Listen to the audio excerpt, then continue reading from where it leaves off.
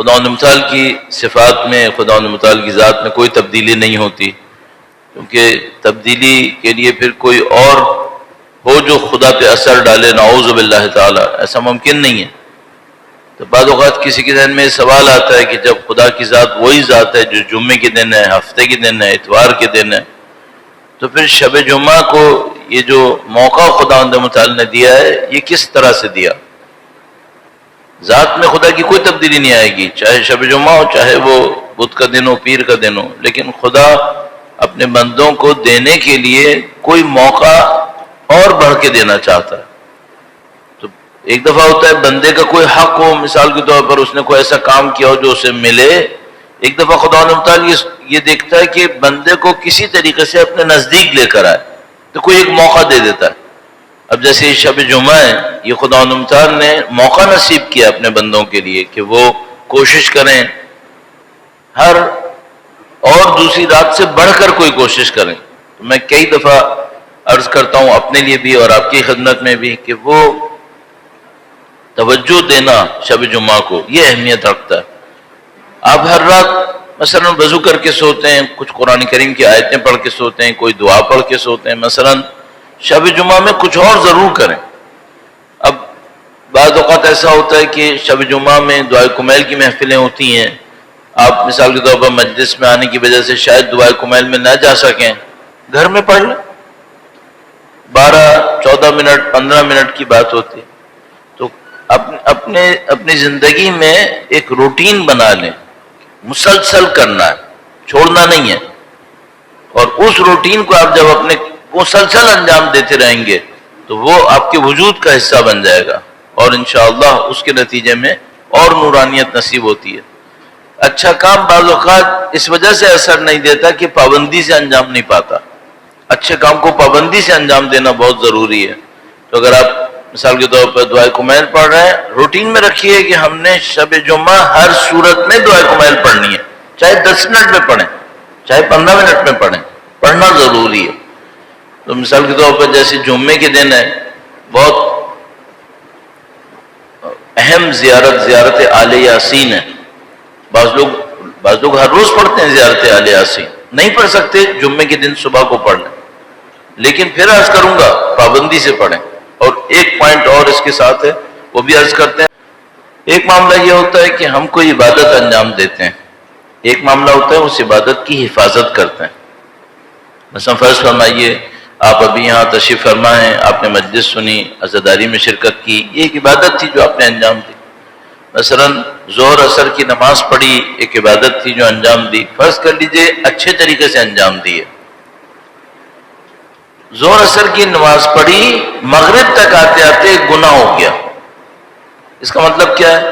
اس کا مطلب یہ ہے کہ وہ جو ظہر اثر کا ایک ہمارے نفس کے اوپر ایک اچھا اثر پڑا تھا، وہ مغرب تک نہیں چلا ہے، مغرب تک نہیں چلا ہے۔ تو یہ لوگ نصیحت کرتے ہیں، کہتے ہیں کہ ایک عمل ہے عبادت کرنا، ایک عمل ہے اس کو بچا کے رکھنا، اور ایک اور عجیب بات ہے وہ یہ کہ اگر کوئی شخص ظہر اثر کی نماز پڑھے، گناہ نہ کرے مغرب عشاء تک، تو ظہر اثر سے مغرب عشاء تک سارا وقت نماز شمار ہوگا، وہ سارا وقت نماز ہوگا، یعنی آپ کو اس کا ثواب ملے گا۔ کیوں؟ آپ نے ظہر اثر پڑھی تھی 20 منٹ 25 منٹ، لیکن بچانے پہ محنت کی ہے 5 گھنٹے، اس کا وہی ثواب ملتا رہے گا۔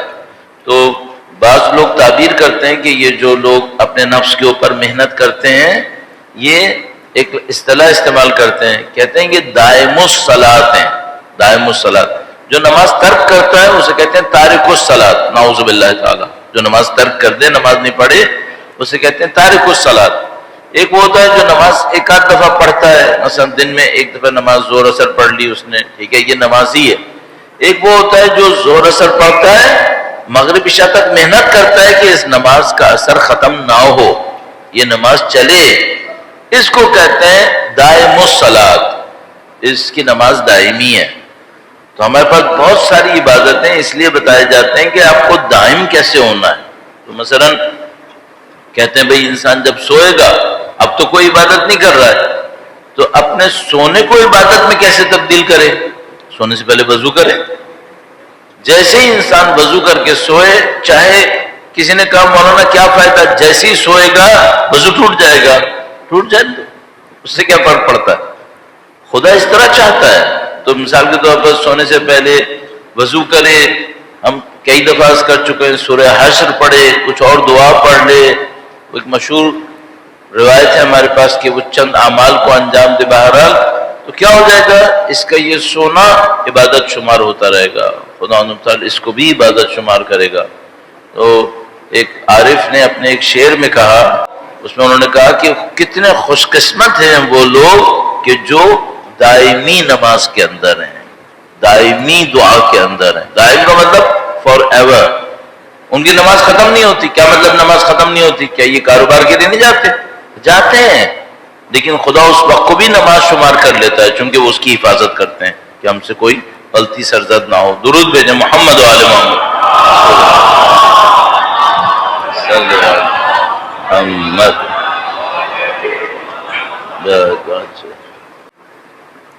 مجھے دل سے خوشی ہو کہ کوئی اہل بیت کے دشمنوں کو لعنت بھیجے، مجھے دل سے خوشی ہوگی، لیکن میں یہ نہیں کہوں گا جو نہ بھیجے اس پر بھی میں لعنت بھیجوں. نہیں، میں اس کو سمجھانے کی کوشش کروں گا، بھاگ نہ جائے وہ میرے پاس سے. آپ نے کسی دشمن کو نزدیک بلانا ہے، دروازہ کھلا چھوڑو، دروازہ کھلا چھوڑو، یہ مت کرو. اس طرح رکھو کہ جو یہاں پر آئے وہ یہ نہ سوچے یہ میری جگہ نہیں ہے، یہاں کچھ اور لوگ رہ رہے ہیں، یہ نہیں سوچنا چاہیے. یہ سید الشہداء کا فرش ہے. یہاں پہ آپ عیسائیوں کو بھی بلاؤ، ہندوؤں کو بھی بلاؤ، دوسرے لوگوں کو، سب کو بلاؤ، اور کسی کو بگاؤ نہیں. یہ غلطی ہو جائے گی. تو آپ اور میں اپنے رویے سے ایسا دکھائیں کہ ہم لوگ، جس کو ہم لوگ کہتے ہیں نا، ہم خوش آمدید کہنے والے ہیں، قبول کرنے والے ہیں. دیکھو جیسے ابھی سید الشہداء کے روضے پر ہے، آپ نے پتہ نہیں کتنی کلپس دیکھی ہوں گی. سید الشہداء کے 40 پر عیسائی علماء جاتے ہیں یا نہیں جاتے؟ جاتے ہیں. یہودی علماء جاتے ہیں. ابھی وہ جو مشہور تھا فلسطینی ناصبی ہیں، ابھی وہاں جا کے انہوں نے شیعہ عالم کے پیچھے نماز پڑھی ہے. جاتے ہیں، سب جاتے ہیں.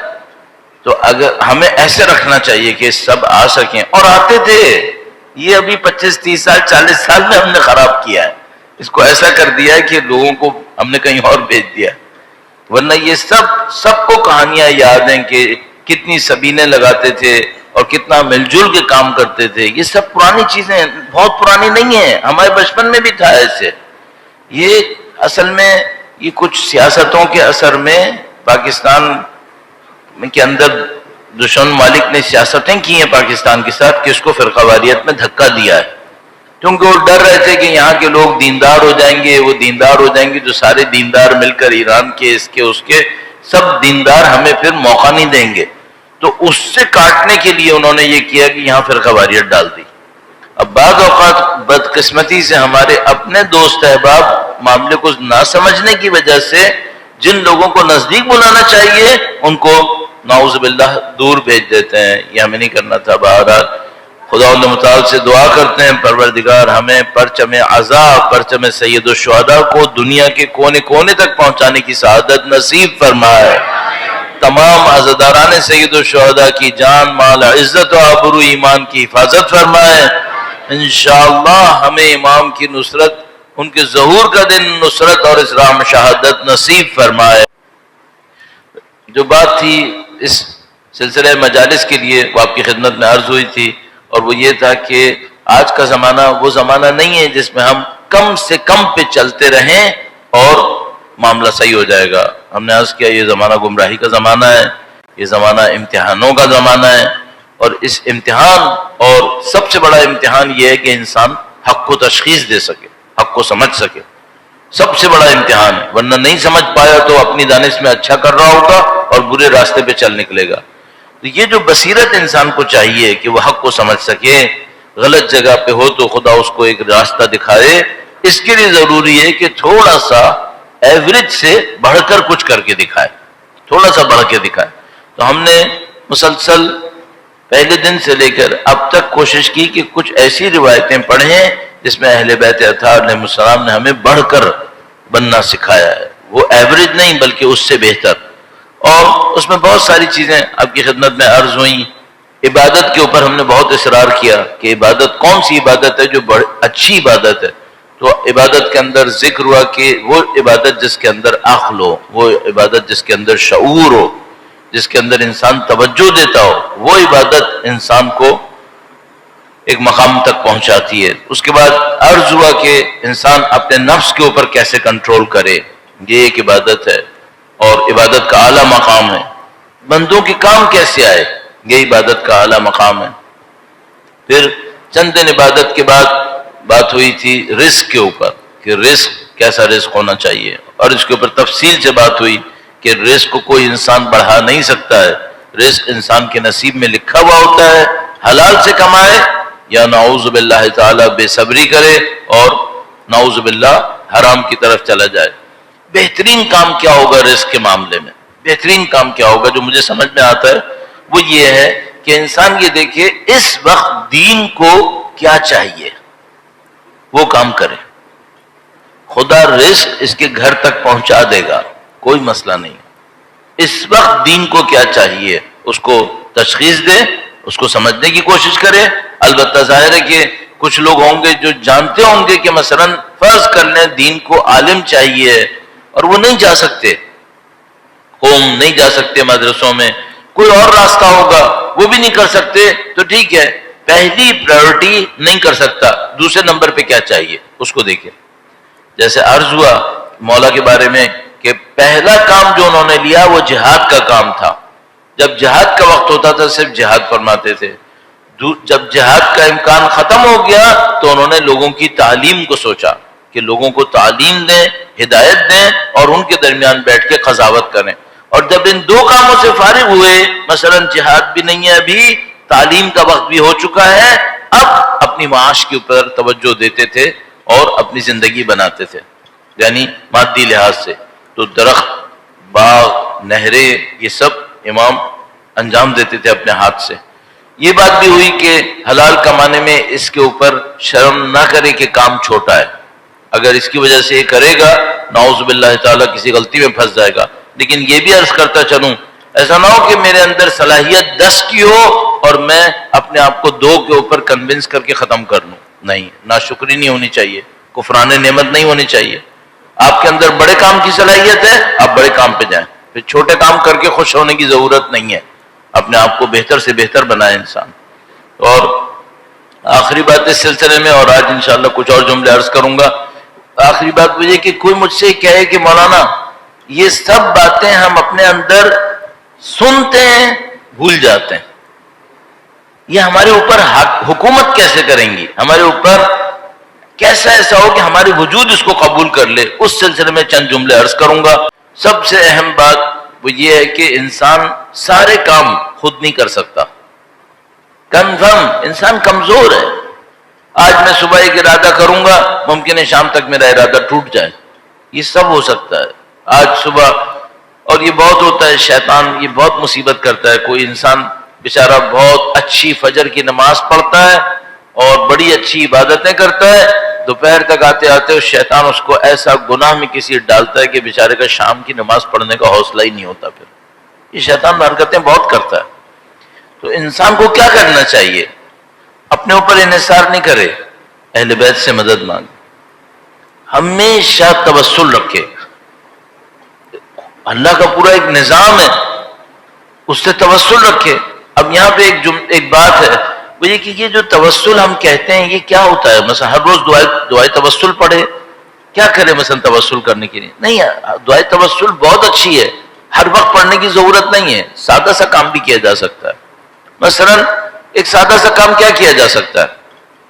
بہت ہی آسان ہے. آپ سے جب بھی کوئی بات کہے کہ یہ آپ میں خوبی ہے یا یہ کام اچھا ہوا، فوراً خدا کو یاد کرو، فوراً خدا کو یاد کرو. مثلا فرض فرمائیے کسی نے آپ سے کہا، حتی میں ایسے ہی میں کہہ رہا ہوں، آپ سے یہ کہا کہ بھئی یہ آپ کا گھر اچھا ہے، آپ فوراً کیا کریں؟ آپ یہاں اللہ نے نصیب کر دیا، اللہ نے نصیب کیا. ایک جملہ ہے، ایک اصطلاح ہے، اس کو کہتے ہیں تلقین. اب ایک تلقین تو ہم سب کو پتا ہے، وہ کون سی؟ وہ جب بندہ قبر میں ہے اور اوپر کوئی پڑھ رہا ہوتا ہے اسما افہم کہہ رہا ہوتا ہے، یہ تلقین ہو گئی۔ لیکن ایک اور بات بھی ہے، اس سے پہلے کہ کوئی میرے اوپر تلقین پڑے، کیا میں دنیا میں رہتے ہوئے اپنے اوپر کوئی تلقین کر سکتا ہوں؟ ہاں کر سکتا ہوں۔ کیا تلقین کروں؟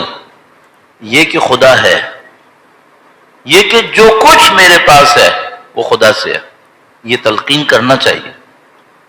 بلکہ ایک عارف تھے، وہ یہ کہتے تھے، یہ جملہ تھوڑا سا سنبھل کے سن لیجئے، اس کو غلط مطلب نہیں لیجئے گا۔ وہ کہتے تھے خدا کی تعریف کرو چاہے تمہیں جھوٹ لگے۔ نعوذ باللہ، خدا کی کوئی تعریف جھوٹی نہیں ہو سکتی، سب تعریفیں سچی ہیں، اندر علم نہیں ہے میرے پاس۔ تو مثال کے طور پر میں بہت سخت مشکل میں ہوں، صحیح ہے، کوئی آ کر پوچھے کیا گزر رہی ہے، کم سے کم زبان سے کہہ دوں اللہ کا شکر ہے سب صحیح ہے، کم سے کم زبان سے کہوں۔ اچھا کوئی یہ کہے تمہارے اندر شکر تھا اس وقت؟ بولو نہیں میں نے جھوٹ بولا۔ پھر بھی جب جھوٹ بولا تب بھی سچ تھا۔ جب میں نے جھوٹ بولا تھا نعوذ باللہ، میں اندر سے خوش نہیں تھا، اندر سے شاکر نہیں تھا، لیکن جو میں نے زبان سے کہا وہ سچ تھا یا جھوٹ تھا؟ سچ تھا۔ اللہ کا شکر۔ یہ تلقین ضروری ہے۔ جیسے ہی کوئی خوبی نظر آئے بولو اللہ کا ہے، اللہ کو ریفر کرو۔ جیسے ہی کہیں پہ موقع ملے خدا کی تعریف کرو، چاہے اندر نہ ہو تب بھی خدا کی تعریف کرو۔ کیوں؟ جھوٹ نہیں ہے، صحیح ہے، اندر نہیں ہے لیکن بات صحیح ہے، بات صحیح ہے۔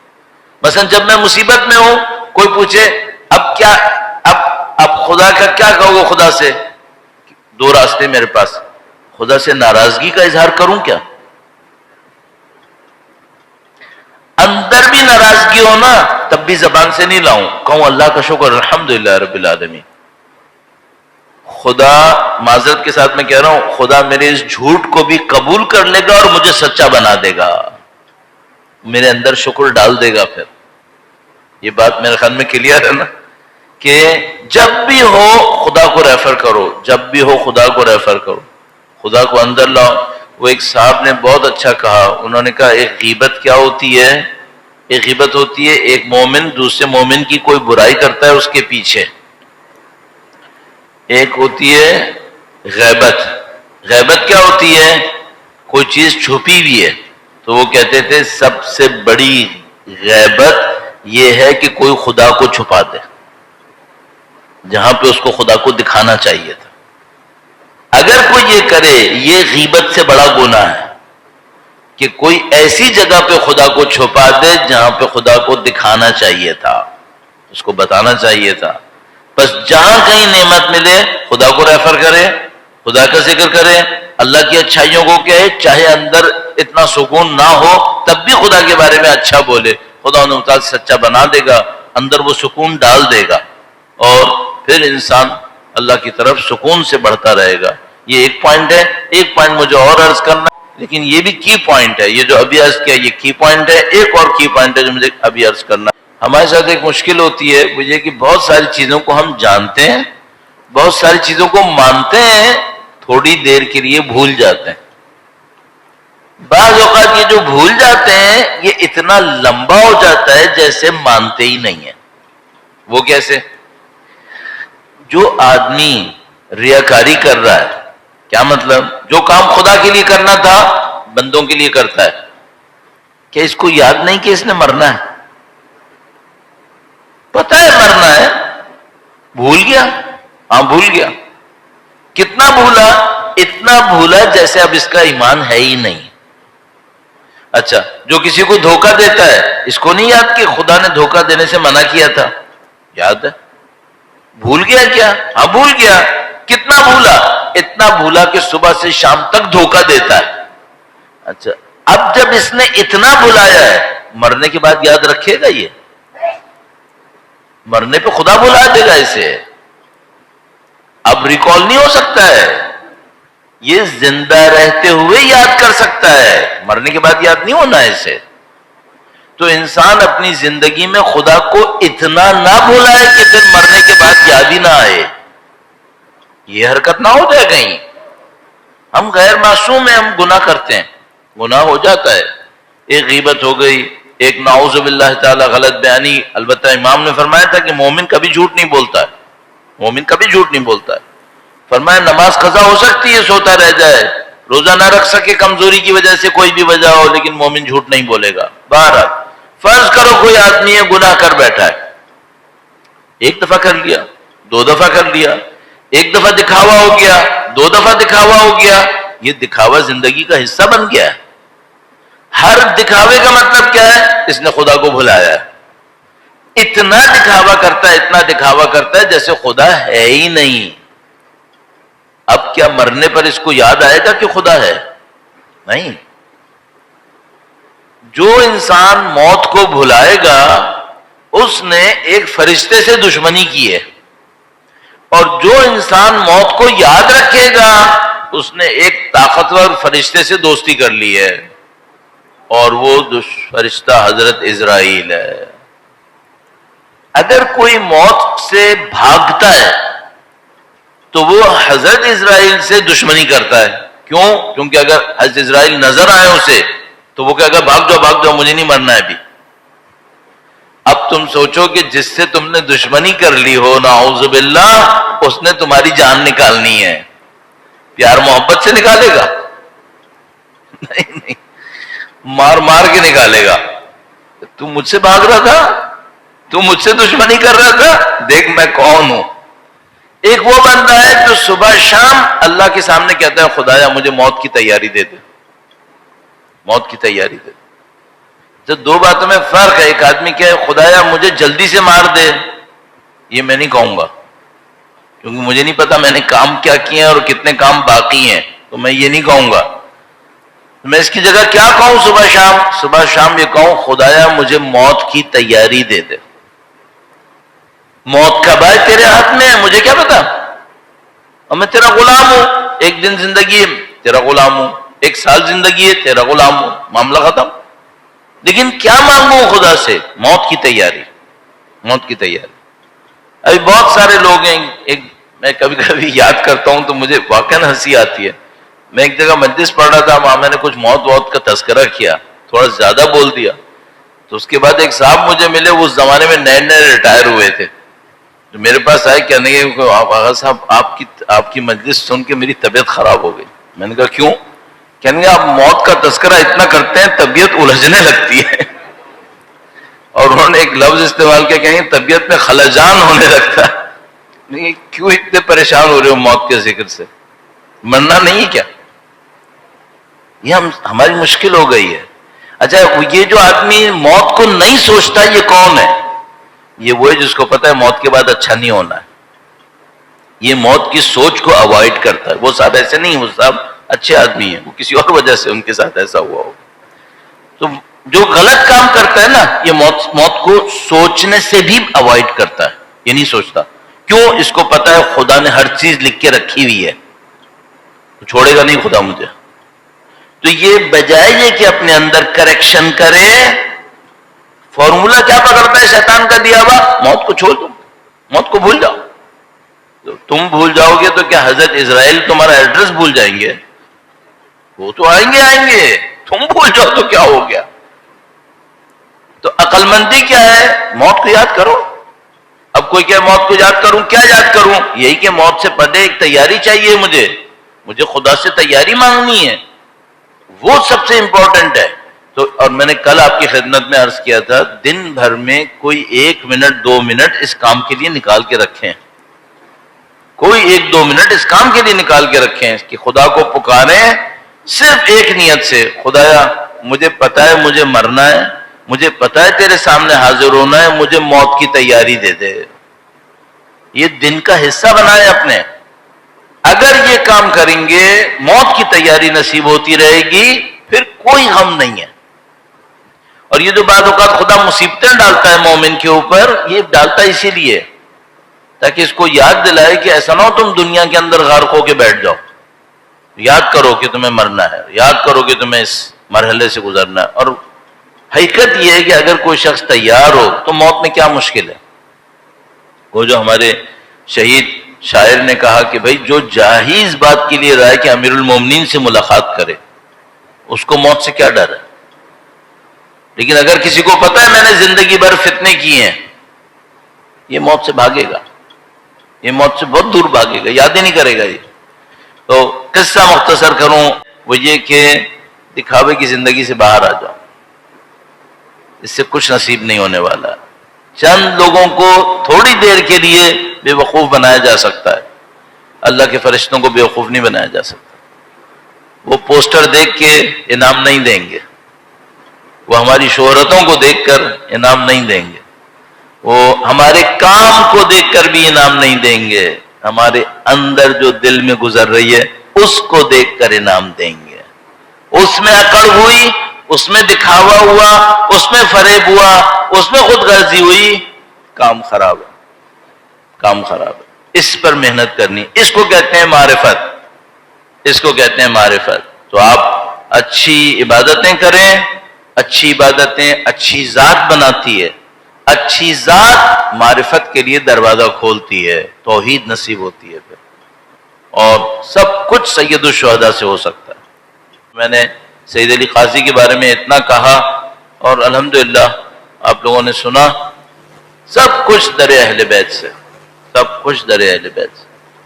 اور یہ اتنا وسیع ہے، بعض اوقات ضروری نہیں ہے کہ انسان کسی خاص ذریعے، کسی خاص مقام پہ پہنچے، کسی خاص وقت میں دعا کرے۔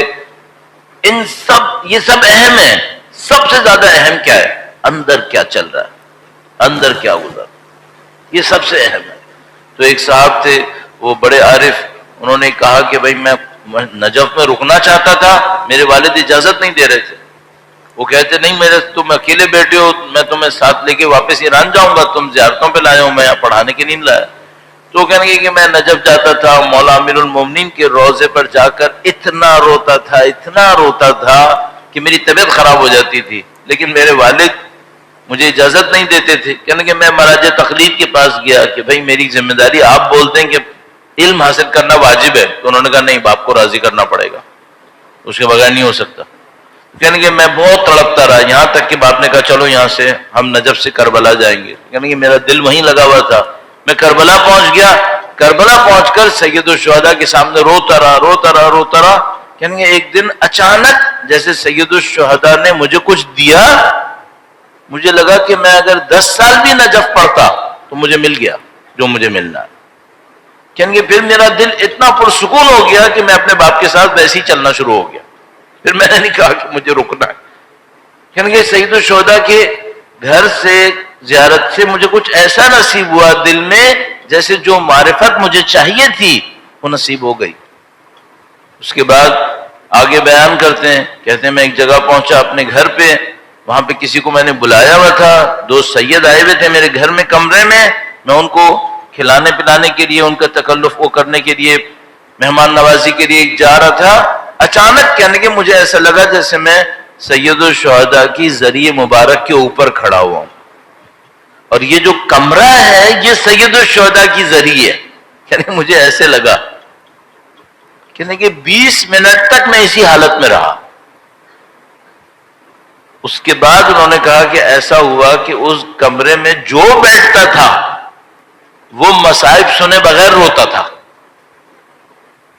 سید الشہداء نے لطف کر دیا، احسان کر دیا۔ ابھی میرے جیسا آدمی 25 دفعہ زیارتوں پہ جاتا ہے، ویسے ہی کا ویسا، وہی کا وہی واپس۔ کیوں؟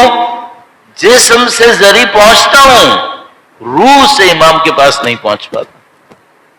کوئی انسان ہر جگہ بیٹھ کے کر سکتا ہے۔ آپ کیا مثلا جو یہاں پہ بیٹھا ہے، مثلا نہیں جا پاتا کربلا، ویسے تو الحمدللہ سبھی جا رہے ہیں، لیکن کوئی نہیں جا سکتا، تو اس کی خدمت میں عرض کروں گا، کیا امام دور ہوتے ہیں؟